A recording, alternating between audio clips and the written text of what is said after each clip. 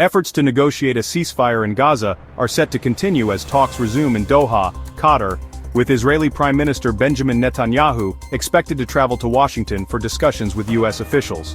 The renewed diplomatic push comes amid ongoing violence in the region, with international mediators striving to broker a deal that could halt the fighting and address humanitarian concerns. The talks in Doha follow previous rounds of negotiations that have so far failed to produce a lasting agreement, though both sides have expressed cautious optimism about the latest efforts.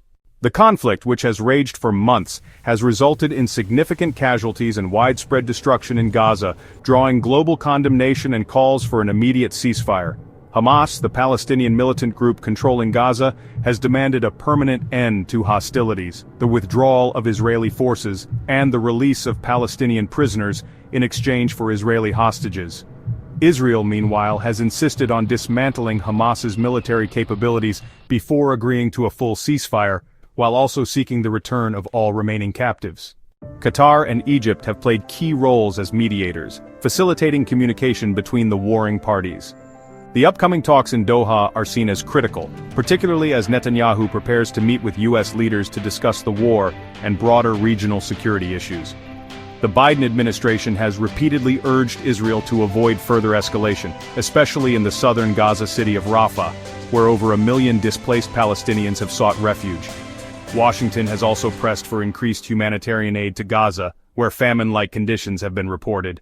Despite international pressure, Netanyahu has vowed to continue military operations until Hamas is neutralized, though he has also acknowledged the need for a diplomatic solution.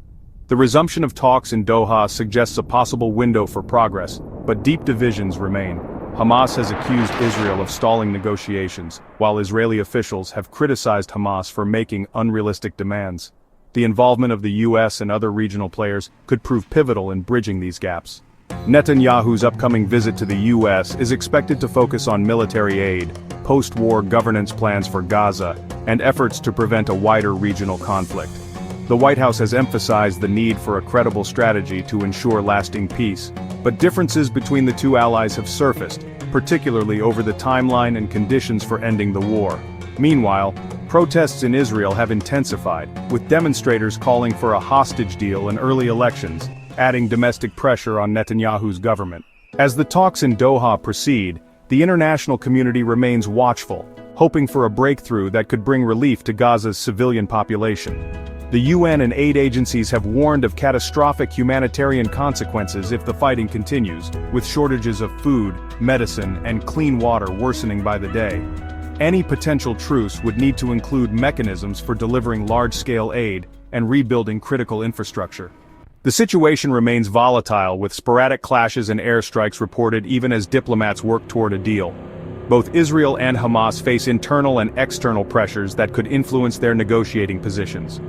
For now, the resumption of talks offers a glimmer of hope, but the path to a sustainable ceasefire remains uncertain. The coming days, including Netanyahu's discussions in Washington, could prove decisive in determining whether the conflict moves toward de-escalation or further bloodshed.